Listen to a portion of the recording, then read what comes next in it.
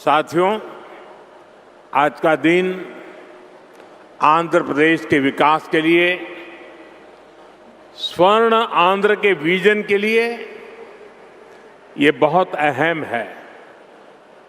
मुझे आज बहुत शुभ अवसर पर एक शुभ मास में उत्तर आंध्र की इस पवित्र भूमि पर आने का सौभाग्य मिला है। मैं सबसे पहले भगवान श्री वराह लक्ष्मी नरसिंह स्वामी के चरणों में प्रणाम करता हूं। मैं श्री कुर्मनाथ स्वामी और मां पोंडितल्ली अम्मवारू को नमन करता हूं। మిత్రులారా, ఈరోజు ఆంధ్రప్రదేశ్ అభివృద్ధికి స్వర్ణాంధ్ర విజన్కు ఎంతో కీలకమైన రోజు. ఈ శుభ సందర్భంగా ఈ పవిత్రమైన మాసంలో ఈ పవిత్రమైన ఉత్తరాంధ్ర భూమికి రావడం నాకెంతో సౌభాగ్యంగా భావిస్తున్నాను. ముందుగా శ్రీ వరాహ లక్ష్మీ నరసింహస్వామి వారి పవిత్రమైన పాదాలకు నా నమస్కారాలు అర్పిస్తున్నాను. అలాగే కూర్మనాథ స్వామి వారికి, అమ్మ పైడితల్లి అమ్మవారికి నమస్కరిస్తున్నాను. साथियों, आज यहां करीब 18,000 करोड़ रुपए की विकास परियोजनाओं का शुभारंभ, लोकार्पण और शिलान्यास हुआ है। एयरपोर्ट के साथ साथ ये प्रोजेक्ट आंध्र की रोड कनेक्टिविटी से भी जुड़े हैं। इनमें एनर्जी सिक्योरिटी से जुड़े प्रोजेक्ट भी हैं। ये विकास कार्य इस बात के प्रतीक है कि इस समय आंध्र की स्पीड से आगे बढ़ रहा है। मैं आप सभी को इन प्रोजेक्ट्स की बहुत बहुत शुभकामनाएं देता हूं। మిత్రులారా, ఈరోజు దాదాపు 18,000 కోట్ల రూపాయలు విలువైన అభివృద్ధి ప్రాజెక్టులు ప్రారంభోత్సవం మరియు శంకుస్థాపన చేసుకుంటున్నాం. ఎయిర్పోర్ట్తో పాటు ఈ ప్రాజెక్టులు ఆంధ్రప్రదేశ్లో రోడ్ కనెక్టివిటీని కూడా మరింత బలోపేతం చేస్తాయి. వీటిలో ఎనర్జీ సెక్యూరిటీకి సంబంధించిన ప్రాజెక్టులు కూడా ఉన్నాయి. ఈ ప్రాజెక్టులు ఆంధ్రప్రదేశ్కు ఎంత వేగంగా ముందుకు తీసుకొని వెళ్తున్నాయనడానికి ఒక నిదర్శనం. ఈ ప్రాజెక్టుల కోసం మీ అందరికీ నా హృదయపూర్వకమైనటువంటి శుభాకాంక్షలు. साथियों, आज का ये आयोजन नया इतिहास, नए रिकॉर्ड इसे रचने का भी है। आज एक और विकास के नए रिकॉर्ड बन रहे हैं, तो साथ ही धीमसा डांस का सांस्कृतिक रिकॉर्ड भी रचा गया है। और ये चंद्रबाबू की विशेषता है कि उन्होंने दो क्षितिजों को छुआ है। एक तरफ ऊंची आसमान को छूने वाली व्यवस्था, एयरपोर्ट का निर्माण, और दूसरी तरफ मेरे यहाँ के आदिवासी बहनों के द्वारा धीमसा नृत्य का विश्व रिकॉर्ड बनाना। मैं चंद्रबाबू के इस विजन को विशेष रूप से सराहना करता हूं। మిత్రులారా, ఈరోజు ఒక కొత్త చరిత్ర, ఒక కొత్త రికార్డుని సృష్టించిన రోజు కూడా. ఒకవైపు అభివృద్ధిలో కొత్త రికార్డులు నమోదవుతున్నాయి, మరోవైపు దింసా నృత్యం కూడా ఒక సాంస్కృతిక రికార్డును సృష్టించింది. ఇది చంద్రబాబు నాయుడు గారి విశిష్టత అనేది నేను తెలియజేస్తున్నాను. ఈరోజు చంద్రబాబు నాయుడు గారు ఒక 2 అంశాలని టచ్ చేశారు. ఒకటి నింగిని, ఆకాశాన్ని అంటే ఎయిర్పోర్ట్ అయితే, మరొకటి గిరిజనుల సోదర సోదరీమణులతో ఈరోజు దింసా నృత్యంతో ఒక రికార్డు సృష్టించారు. ఇది చంద్రబాబు నాయుడు గారి విజన్. దీనికి నేను హృదయపూర్వకమైనటువంటి అభినందనలు తెలియజేస్తున్నాను. 13,000 से ज्यादा आदिवासी बहनों और बेटियों की प्रस्तुति, उनका उत्साह, उनका अनुशासन और आदिवासी संस्कृति का गौरव, यह दृश्य वाकई अद्भुत था। इसमें देश की विविधता की झलक भी थी और पीढ़ी दर पीढ़ी सहेज कर रखी गई जनजातीय विरासत भी थी। मैं इस प्रस्तुति के लिए आप सभी का और विशेष रूप से मेरी आदिवासी बहनों और बेटियों का बहुत बहुत अभिनंदन करता हूं। 13,000 మందికి పైగా గిరిజన పిల్లలు మరియు సోదరిమణుల తాలూకా ప్రదర్శన, వారి ఉత్సాహం, వారి క్రమశిక్షణ మన గిరిజన సంస్కృతికి సంబంధించిన ఒక గౌరవం. ఈ దృశ్యం నిజంగా అద్భుతంగా అనిపించింది. దీనిలో మన దేశం తాలూకా వైవిధ్యత కనిపించింది. అలాగే తరతరాలుగా సంరక్షించబడిన గిరిజన వారసత్వం కూడా ప్రతిబింబించింది. ఈ అద్భుతమైన ప్రదర్శనకు మన గిరిజన పిల్లలకు, సోదరిమణులకు, అలాగే ఇక్కడ ఉన్న అందరికీ కూడా నా హృదయపూర్వక అభినందనలు తెలియజేస్తున్నాను. साथियों, ये धरती अल्लूरी सीताराम राजू की धरती है। अल्लूरी सीताराम राजू जी ने जिस धरती पर आदिवासी हितों के लिए अपना जीवन समर्पित किया, आज उसी धरती पर आंध्र प्रदेश के एक नए एयरपोर्ट की शुरुआत हो रही है। ये एयरपोर्ट आंध्र और उत्तर आंध्र की ग्रोथ का रनवे है।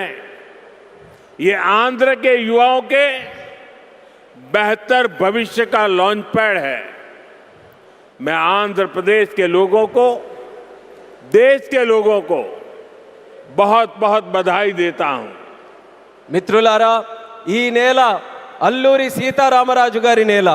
అల్లూరి సీతారామరాజు గారు ఈ గిరిజన హక్కుల కోసం తన జీవితాన్ని అంకితం చేశారో ఆ పవిత్రమైన భూమిపైనే ఈరోజు ఆంధ్రప్రదేశ్కు ఒక కొత్త ఎయిర్పోర్ట్ ప్రారంభమవుతుంది. ఈ ఎయిర్పోర్ట్ ఆంధ్రప్రదేశ్, ముఖ్యంగా ఉత్తరాంధ్ర అభివృద్ధికి ఒక కొత్త రన్వేగా పనిచేస్తుంది. ఇది ఆంధ్ర యువత యొక్క ఉజ్వల భవిష్యత్తుకు ఒక కొత్త లాంచ్ ప్యాడ్లా పనిచేస్తుంది. ఈ సందర్భంగా ఆంధ్రప్రదేశ్ ప్రజలకు మరియు దేశ ప్రజలకు నా హృదయపూర్వక అభినందనలు. साथियों, पहले जब एयरपोर्ट बनते थे तो एयरपोर्ट के नाम एक ही परिवार के नाम पर चढ़ जाते थे। हमने इस परंपरा को बदला। हमने अयोध्या में एयरपोर्ट का नाम वाल्मीकि के नाम से जोड़ा। हमने पंजाब में संत रविदास जी के नाम से एयरपोर्ट का नाम जोड़ा। और साथियों, केंद्र की एनडीए सरकार ने निर्णय किया है कि इस नए एयरपोर्ट का नाम श्री अल्लूरी सीताराम राजू के नाम पर होगा। आंध्र प्रदेश का जो भी नागरिक इस एयरपोर्ट से यात्रा करेगा, देश और दुनिया का जो भी नागरिक इस एयरपोर्ट से यात्रा करेगा, उसे अल्लूरी सीताराम राजू जी के नाम से जन सेवा और राष्ट्र सेवा की प्रेरणा मिलेगी. మిత్రులారా, ఒక గతాన్ని మళ్ళీ గుర్తు చేసుకుందాం. ఒక సందర్భంలో భారతదేశంలో ఏ ఎయిర్పోర్ట్ నిర్మించినా ఒక్క కుటుంబం తాలూకా పేర్లే దానికి పెట్టేవారు. ఆ చరిత్రని మళ్ళీ ఎన్డీఏ ప్రభుత్వం తిరగరాసింది. అయోధ్యలో ఎయిర్పోర్ట్ ప్రారంభిస్తే దానికి వాల్మీకి గారి పేరు పెట్టాం. అలాగే పంజాబ్లో సంత్ రవిదాస్ గారి పేరుతోని ఎయిర్పోర్ట్ని ప్రారంభించాం. అలాగే ఈ కేంద్ర ప్రభుత్వంలో ఎన్డీఏ కూటమి ఒక ముఖ్యమైన నిర్ణయం తీసుకుంది. ఈ కొత్త ఎయిర్పోర్ట్కి అల్లూరి సీతారామరాజు గారి పేరు పెట్టాలనే నిర్ణయం తీసుకుంది. ఈ ఎయిర్పోర్ట్ ద్వారా ప్రయాణించే ప్రతి ఆంధ్రప్రదేశ్ పౌరుడు అల్లూరి సీతారామరాజు గారి పేరుతో ప్రజాసేవకు, దేశ సేవకు కూడా స్ఫూర్తి పొందుతారని తెలియజేస్తున్నాను. साथियों, बीते 12 इयर्स में देश के एविएशन सेक्टर ने असाधारण प्रगति की है। 2014 तक देश में केवल 74 एयरपोर्ट ऑपरेशनल थे। आज ये संख्या 166 है। एक समय था जब हवाई उड़ानें सिर्फ बड़े शहरों तक सीमित थी। एनडीए सरकार में आज छोटे शहर के साधारण लोग भी फ्लाइट से आ जा रहे हैं. మిత్రులారా, గత 12 సంవత్సరాల్లో దేశంలో విమానయాన రంగం ఒక అసాధారణమైన పురోగతిని సాధించింది. 2014 వరకు దేశంలో కేవలం 74 ఎయిర్పోర్ట్లు ఆపరేషనల్గా ఉంటే ఈరోజు ఆ సంఖ్య పెరిగి 166 ఎయిర్పోర్ట్లకి చేరుకుంది. ఒకప్పుడు విమానాశ్రయాలు, విమాన ప్రయాణాలు పెద్ద నగరాలకే పరిమితమయ్యేవి. ఈరోజు ఎన్డీఏ ప్రభుత్వంలో చిన్న పట్టణాల నుంచి సాధారణ ప్రజలు కూడా విమానాల్లో ప్రయాణిస్తున్నారని తెలియజేస్తున్నాను. 12 इयर्स में सिर्फ एयरपोर्ट की संख्या ही नहीं बढ़ी है, हमारी उड़ान योजना के कारण आज गरीब परिवार के लोगों को भी जहाज में बैठने का अवसर मिल रहा है. इस योजना ने गरीब से गरीब को अपना सपना पूरा करने में मदद की है. कुछ दिन पहले ही सरकार ने उड़ान योजना के दूसरे फेज की शुरुआत की है. इस पर भी 29,000 करोड़ रुपीस खर्च किए जाएंगे. మిత్రులారా, ఈ 12 సంవత్సరాల్లో కేవలం ఎయిర్పోర్ట్ తాలూకా సంఖ్య మాత్రమే పెరగలేదు. మన ఉడాన్ పథకం వల్ల పేద కుటుంబాలకు చెందిన ప్రజలు కూడా మొదటిసారి విమానంలో ప్రయాణించే అవకాశం వాళ్ళందరూ పొందారు. ఈ పథకం అత్యంత పేదవారికి తమ కలలు నిజం చేసుకునే అవకాశం కూడా కల్పించింది. కొద్ది రోజుల క్రితమే కేంద్ర ప్రభుత్వం ఉడాన్ పథకం తాలూకా ఫేజ్ 2ని కూడా ప్రారంభించింది. దీని ద్వారా దేశంలో 29,000 కోట్ల రూపాయలు ఖర్చు చేయబోతుందని తెలియజేస్తున్నాను. साथियों, एविएशन सेक्टर में देश ने एक और बड़ा माइलस्टोन हासिल किया है. कुछ ही दिन पहले काशी में जिस स्पोक एयरपोर्ट मॉडल का शुभारंभ हुआ, आज वही मॉडल पंजाब के अमृतसर तक पहुंच गया है. इससे अमृतसर से 25 से ज्यादा इंटरनेशनल डेस्टिनेशन जुड़ जाएंगे. मैं इस उपलब्धि के लिए आंध्र की इस धरती से पंजाब के लोगों को भी बधाई देता हूं. साथियों, हमारे आंध्र प्रदेश के पास हमेशा से विकसित भारत का ग्रोथ इंजन बनने का सामर्थ्य रहा है. आंध्र प्रदेश के विकास के लिए हमारे प्रयास डबल इंजन की स्पीड से आगे बढ़े. इसके लिए मैंने आंध्र के लोगों से डबल इंजन सरकार का आशीर्वाद मांगा था और आज चंद्रबाबू नायडू जी के नेतृत्व में, पवन कल्याण जी के नेतृत्व में एनडीए की पूरी टीम आंध्र प्रदेश के लिए डबल स्पीड से काम कर रही है. మిత్రులారా, విమానయాన రంగంలో దేశంలో మరో పెద్ద మైలురాయిని మనం సాధించాం. కొద్ది రోజుల క్రితమే కాశీలో ప్రారంభమైన స్పోక్ ఎయిర్పోర్ట్ మోడల్ ఈరోజు పంజాబ్లోని అమృత్సర్ వరకు కూడా విస్తరించింది. దీంతో అమృత్సర్లో 25కి పైగా అంతర్జాతీయ గమ్యాలకు నేరుగా కనెక్ట్ అవ్వడానికి అవకాశం కలిగింది. ఈ విజయానికి ఆంధ్రప్రదేశ్ నేల నుంచే పంజాబ్ ప్రజలకు కూడా నా హృదయపూర్వక అభినందనలు తెలియజేస్తున్నాను. అలాగే మిత్రులారా, వికసిత్ భారత్ నిర్మాణంలో ఆంధ్రప్రదేశ్ ఎప్పుడూ కూడా ఒక గ్రోత్ ఇంజిన్గా నిలిచే సామర్థ్యం కలిగి ఉంది. ఆంధ్రప్రదేశ్ అభివృద్ధి కోసం డబుల్ ఇంజిన్ వేగంతో మా ప్రయత్నం ముందుకు సాగాలని నేను ఆంధ్ర రాష్ట్ర ప్రజలకు డబుల్ ఇంజిన్ ప్రభుత్వం కోసం ఆశీర్వాదాన్ని నేను కోరాను. ఈరోజు చంద్రబాబు నాయుడు గారి నాయకత్వంలో, పవన్ కళ్యాణ్ గారి నాయకత్వంలో ఎన్డీఏ టీం మొత్తం ఆంధ్రప్రదేశ్ అభివృద్ధి కోసం డబుల్ వేగంతో పనిచేస్తుందని గర్వంగా తెలియజేస్తున్నాను. साथियों, आज देश ब्लू इकोनॉमी को लगातार मजबूत कर रहा है. हमारा विजन है कि पूरा क्षेत्र कोस्टल इकोनॉमिक कॉरिडोर के रूप में विकसित हो. इसी लक्ष्य के साथ विशाखापट्टनम से कृष्णापट्टनम तक हमारे पुराने पोर्ट्स को आधुनिक रूप दिया जा रहा है. इसके अलावा मुलापेटा और रामायापट्टनम में हम नए पोर्ट भी बना रहे हैं. మిత్రులారా, ఈరోజు దేశం బ్లూ ఎకానమీని నిరంతరం బలోపేతం చేస్తుంది. మా విజన్ ఈ మొత్తం ప్రాంతాన్ని ఒక కోస్టల్ ఎకనామిక్ కారిడార్గా అభివృద్ధి చేయడం. ఈ లక్ష్యంతో విశాఖపట్నం నుంచి కృష్ణపట్నం వరకు మన పాత పోర్ట్స్ అన్నిటినీ కూడా ఆధునీకరిస్తున్నాం. అదే సమయంలో మూలపేట మరియు రామయ్యపట్నంలో కొత్త పోర్ట్స్ని కూడా మనం నిర్మించబోతున్నాం. साथियों, पोर्ट डेवलपमेंट के साथ साथ पूरे आंध्र में हाईवे और एक्सप्रेसवे का नेटवर्क तैयार हो रहा है। विशाखापट्टनम रायपुर एक्सप्रेसवे जैसे प्रोजेक्ट इस पूरे क्षेत्र को रफ्तार दे रहे हैं। మిత్రులారా, పోర్టుల అభివృద్ధితో పాటు ఆంధ్రప్రదేశ్ మొత్తం హైవేస్ ఎక్స్ప్రెస్వేస్ నెట్వర్క్ని విస్తృతంగా పెంచుకుంటూ పోతుంది. విశాఖపట్నం రాయ్పూర్ ఎక్స్ప్రెస్వే వంటి ప్రాజెక్టులు ఈ ప్రాంతానికి సరికొత్త వేగాన్ని అందిస్తున్నాయి. साथियों, ये पूरा रीजन देश के बड़े औद्योगिक केंद्रों से आसानी से जुड़े, इसके लिए आज आंध्र प्रदेश में करीब 1 लाख करोड़ रुपीस की रेलवे परियोजनाओं पर काम चल रहा है। राज्य के पूरे रेल नेटवर्क का इलेक्ट्रिफिकेशन हो चुका है। यहां 70 से ज्यादा रेलवे स्टेशनों को भी आधुनिक बनाया जा रहा है। మిత్రులారా, ఈ ప్రాంతం మొత్తం దేశంలోని ప్రధాన పారిశ్రామిక కేంద్రాలతో మరింత సులభంగా అనుసంధానం అవ్వడానికి ఈరోజు ఆంధ్రప్రదేశ్లో దాదాపు 1,00,000 కోట్ల రూపాయలు విలువైన రైల్వే ప్రాజెక్ట్స్ తాలూకా పనులు కూడా జరుగుతున్నాయి. రాష్ట్రంలో రైల్వే నెట్వర్క్ అంతా ఇప్పటికీ పూర్తిగా ఎలక్ట్రిఫికేషన్ అయ్యింది. అదేవిధంగా 70కి పైగా రైల్వే స్టేషన్లు కూడా ఆధునీకరిస్తున్నాం. साथियों, आज इस क्षेत्र के विकास में पीएम गति शक्ति नेशनल मास्टर प्लान भी बड़ी भूमिका निभा रहा है। पीएम गति शक्ति के माध्यम से इस पूरे क्षेत्र में रेल, पोर्ट और एयरपोर्ट को एक साथ जोड़ा जा रहा है।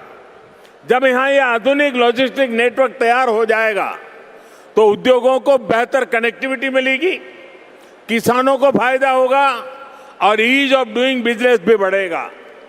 మిత్రులారా, ఈ ప్రాంత అభివృద్ధితో పిఎం గతి శక్తి నేషనల్ మాస్టర్ ప్లాన్ కూడా కీలక పాత్ర పోషిస్తుంది. పిఎం గతి శక్తి ద్వారా రైల్ కానీ, పోర్టు కానీ, ఎయిర్పోర్ట్లు కానీ ఒక సమగ్ర నెట్వర్క్గా అనుసంధానం చేస్తున్నాం. ఈ ఆధునిక లాజిస్టిక్స్ నెట్వర్క్ పూర్తయిన తర్వాత పరిశ్రమలకు మరింత మెరుగైన కనెక్టివిటీ లభిస్తుంది, రైతులకి ప్రయోజనం చేకూరుతుంది, అలాగే ఈజ్ ఆఫ్ డూయింగ్ బిజినెస్కి కూడా మరింత పెరుగుతుంది. साथियों, आंध्र प्रदेश हमेशा भविष्य की सोच रखने वाला प्रदेश रहा है।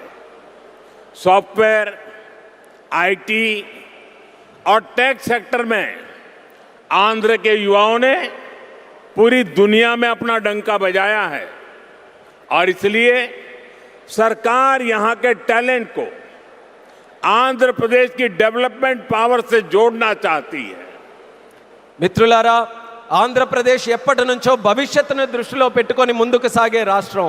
సాఫ్ట్వేర్ కానీ, ఐటీ కానీ, టెక్ రంగాల్లో కానీ ఆంధ్రప్రదేశ్ యువత ప్రపంచవ్యాప్తంగా తన ప్రతిభను చాటుకున్నారు. అందుకే ఇక్కడ యువత తాలూకా ప్రతిభను ఆంధ్రప్రదేశ్ తాలూకా అభివృద్ధి శక్తితో అనుసంధానం చేయాలని ప్రభుత్వం కోరుకుంటుంది. हमारे टैलेंटेड युवाओं की प्रतिभा का लाभ आंध्र प्रदेश और देश को ज्यादा से ज्यादा मिले, ये बहुत आवश्यक है।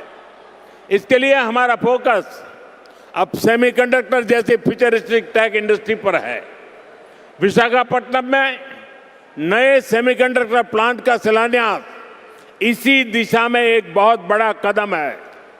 మన ప్రతిభావంతులైన యువత సామర్థ్యం ఆంధ్రప్రదేశ్కే కాకుండా దేశానికి మరింత ఉపయోగపడాలి. అందుకే ఇప్పుడు మా దృష్టి సెమీకండక్టర్ వంటి ఫ్యూచరిస్టిక్ టెక్ ఇండస్ట్రీస్ పై ఉంది. విశాఖపట్నంలో కొత్త సెమీకండక్టర్ ప్లాంట్ తాలూకా శంకుస్థాపన ఆ దిశగా ఒక గొప్ప అడుగుగా నేను భావిస్తున్నాను. चंद्रबाबू के नेतृत्व में हमारा आंध्र अब सॉफ्टवेयर के साथ साथ मैन्युफैक्चरिंग का भी हब बनेगा। इससे आंध्र में फ्यूचरिस्टिक जॉब्स तैयार होगी, टेक इंडस्ट्रीज के लिए नया वातावरण तैयार होगा। చంద్రబాబు నాయుడు గారి నేతృత్వంలో ఇకపై మన ఆంధ్రప్రదేశ్ సాఫ్ట్వేర్ హబ్ మాత్రమే కాదు, మ్యానుఫ్యాక్చరింగ్ హబ్గా కూడా ఎదగబోతుంది. దీంతో ఆంధ్రప్రదేశ్లో ఫ్యూచరిస్టిక్ జాబ్స్ సృష్టించబడతాయి. టెక్ ఇండస్ట్రీస్కు అనుకూలమైన ఒక కొత్త ఈకో సిస్టమ్ కూడా ఇక్కడ ఏర్పడుతుంది. साथियों, वर्ल्ड इकोनॉमी में कहीं भी किसी भी ग्रोथ सेंटर का निर्माण सिर्फ एक फैक्ट्री से नहीं हो सकता। उसके लिए एक पूरे इकोसिस्टम की जरूरत होती है। आज आंध्र प्रदेश में हम ग्रोथ का वही इकोसिस्टम तैयार कर रहे हैं। चंद्रबाबू नायडू जी व्यक्तिगत स्तर पर दिन रात मेहनत करते हैं। इसी का परिणाम है आज दुनिया की कई बड़ी बड़ी कंपनियां यहां निवेश करने के लिए आना चाहती हैं। మిత్రులారా, ప్రపంచ ఆర్థిక వ్యవస్థలో ఏ గ్రోత్ సెంటర్ అయినా ఒక్క ఫ్యాక్టరీతో నిర్మించబడదు. దానికోసం ఒక పూర్తి ఈకో సిస్టమ్ని మనం ఏర్పాటు చేయాలి. ఈరోజు ఆంధ్రప్రదేశ్లో మనం అలాంటి గ్రోత్ ఈకో సిస్టమ్ని నిర్మించబోతున్నాం. మన ముఖ్యమంత్రి చంద్రబాబు నాయుడు గారు వ్యక్తిగతంగా రాత్రి పగలు రాష్ట్రం కోసం కష్టపడుతున్నారు. దాని ఫలితంగానే ఈరోజు ప్రపంచంలో ఉన్నటువంటి ప్రముఖ కంపెనీలు ఇక్కడ పెట్టుబడులు పెట్టడానికి ఎంతో ఆసక్తి చూపిస్తున్నాయి. साथियों, यहां सेमीकंडक्टर के साथ साथ एआई इंफ्रा और डेटा सेंटर पर भी काम हो रहा है। गूगल ने भी यहां $15 बिलियन के एआई और क्लाउड इंफ्रास्ट्रक्चर कैंपस की घोषणा की है। और भी कई ग्लोबल कंपनी यहां नई संभावनाएं देख रही हैं। इसका बहुत बड़ा फायदा आंध्र प्रदेश के साथ साथ देश के यूथ को हो रहा है. మిత్రులారా, ఇక్కడ సెమీ కండక్టర్తో పాటు ఏఐ ఇన్ఫ్రాస్ట్రక్చర్, డేటా సెంటర్స్ రంగాల్లో కూడా వేగంగా పనులు జరుగుతున్నాయి. గూగుల్ కూడా ఇక్కడ $15 బిలియన్ విలువైన ఏఐ మరియు క్లౌడ్ ఇన్ఫ్రాస్ట్రక్చర్ క్యాంపస్ని ఏర్పాటు చేయబోతుంది. ఇంకా అనేక అంతర్జాతీయ కంపెనీలు కూడా ఇక్కడ కొత్త పెట్టుబడులకు అవకాశాలు చూస్తున్నాయి. దీనివల్ల ఆంధ్రప్రదేశ్ యువత కాకుండా దేశ యువతకు కూడా ఒక్క గొప్ప ప్రయోజనం కలగబోతుంది. साथियों, आंध्र की इंडस्ट्रियल ग्रोथ स्टोरी केवल डिजिटल टेक तक से ही सीमित नहीं है. नकापल्ली में केंद्र सरकार बड़े फार्मा पार्क के लिए भी सहयोग दे रही है. इससे आंध्र प्रदेश देश के एक बड़े फार्मा हब के रूप में भी विकसित होगा. మిత్రులారా, ఆంధ్రప్రదేశ్ ఇండస్ట్రియల్ గ్రోత్ స్టోరీయే కాకుండా డిజిటల్ టెక్ వరకే పరిమితం కాకుండా నక్కపల్లిలో కేంద్ర ప్రభుత్వం యొక్క భారీ ఫార్మా పార్క్ ఏర్పాటుకి కూడా సహకరిస్తుంది. దీంతో ఆంధ్రప్రదేశ్ దేశంలోనే ఒక ప్రముఖ ఫార్మా హబ్గా ఎదగబోతుందని తెలియజేస్తున్నాను.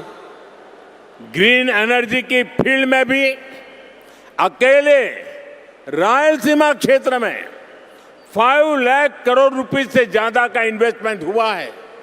मैं आज आंध्र प्रदेश के आप सभी लोगों को फिर विश्वास दिलाता हूं, हमारी सरकार ऐसी हर संभावनाओं को साकार करने के लिए दिन रात ये डबल इंजन सरकार काम करती रहेगी. గ్రీన్ ఎనర్జీ రంగంలో కూడా ఒక్క రాయలసీమ ప్రాంతంలోనే 5 లక్షల కోట్ల రూపాయలకి పైగా పెట్టుబడులు వచ్చాయి. ఈరోజు ఆంధ్రప్రదేశ్ ప్రజలందరికీ నేను మరోసారి హామీ ఇస్తున్నాను, ఇలాంటి ప్రతి అవకాశాన్ని నిజం చేయడానికి, ఆ కళని సాకారం చేయడానికి మా ప్రభుత్వం, ఈ డబుల్ ఇంజిన్ ప్రభుత్వం రాత్రి ప్రగలు కృషి చేస్తూనే ఉంటుందని తెలియజేస్తున్నాను. साथियों, आज आंध्र प्रदेश में हर सेक्टर में किस स्पीड से काम हो रहा है, इसका अंदाजा आप इस बात से लगा सकते हैं कि पिछले 3 यात्राओं में ही मैंने 2 लाख करोड़ रुपए के प्रोजेक्ट का शुभारंभ यहां किया है. మిత్రులారా, ఈరోజు ఆంధ్రప్రదేశ్లో ప్రతి రంగంలో ఎంత వేగంగా అభివృద్ధి జరుగుతుందో మనం ఒక్కసారి అంచనా వేయాలనంటే ఈ ఒక్క విషయం గమనించండి.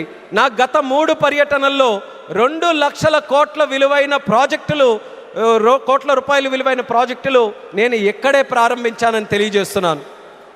मुझे खुशी है कि आंध्र की इस विकास यात्रा में उत्तर आंध्र भी सशक्त हो रहा है.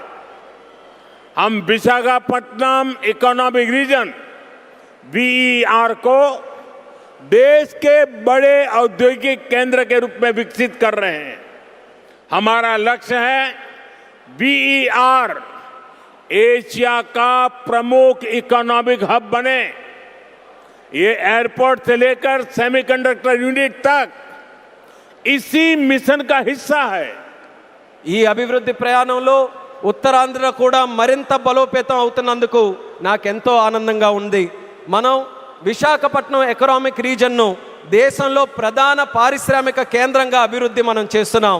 మన లక్ష్యం వీఆర్ను ఆసియా ఖండంలోనే ఒక ప్రముఖ ఎకనామిక్ హబ్గా తీర్చిదిద్దడం. దీనికి ఎయిర్పోర్ట్ నుంచి సెమీ కండక్టర్ యూనిట్ వరకు జరుగుతున్న ప్రతి కార్యక్రమం ఆ లక్ష్యంలో భాగమే అనేది కూడా నేను తెలియజేస్తున్నాను. साथियों, हमारी सरकार का मंत्र है इन्वेस्टमेंट से एम्प्लॉयमेंट। इसलिए सरकार ने अपनी तरफ से भी इन्वेस्टमेंट बढ़ाया और हम प्राइवेट सेक्टर को भी इन्वेस्टमेंट के लिए प्रेरित कर रहे हैं।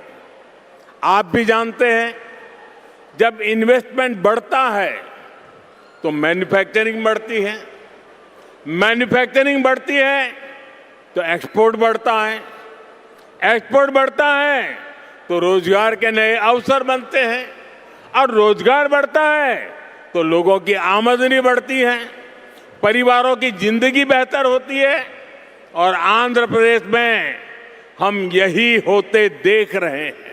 మిత్రులారా, మా ప్రభుత్వం తాలూకా మంత్రం పెట్టుబడి నుంచి ఉపాధి వరకు.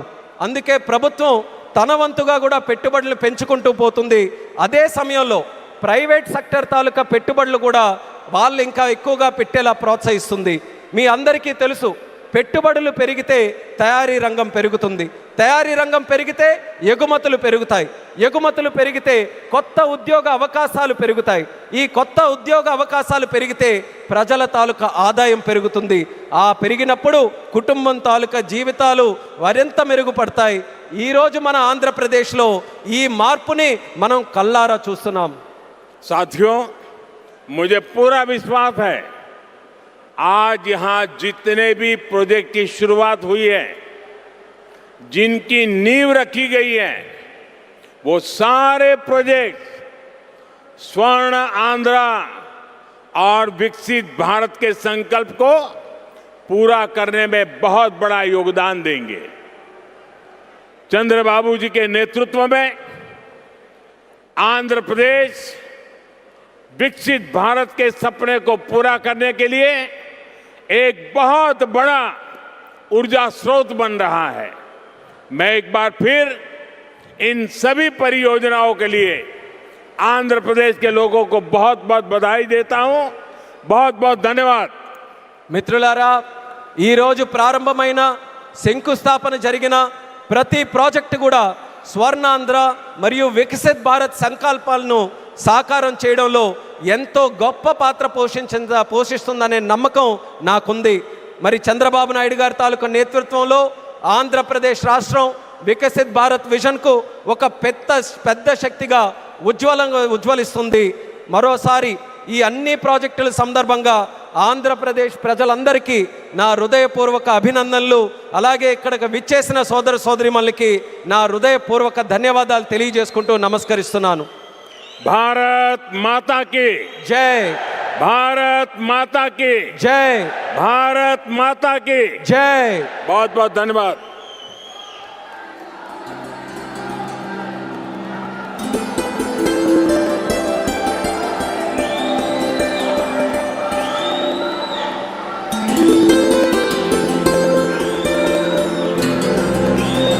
Thank you sir, thank you very much. మరోసారి ప్రధాని గారికి మనందరి పక్షాన కృతజ్ఞతలు తెలియజేసుకుంటూ thank you so much for gracing the occasion sir. Thank you very much. అలాగే వేదికని అలంకరించిన డిగ్నిటరీస్ అందరికీ పేరు పేరున కృతజ్ఞతలు తెలియజేసుకుంటున్నాము. ముఖ్యమంత్రి గారికి, ఉప ముఖ్యమంత్రి వర్యులు నారా లోకేష్ గారికి, శ్రీ పెమ్మసాని చంద్రశేఖర్ గారికి, భూపతిరాజు శ్రీనివాస్ వర్మ గారికి, మేడం అనిత గారికి, కొండపల్లి శ్రీనివాస్ గారికి పేరు పేరున కృతజ్ఞతలు. దయచేసి అందరూ కాసేపు ఓపికతో ఉండాలి.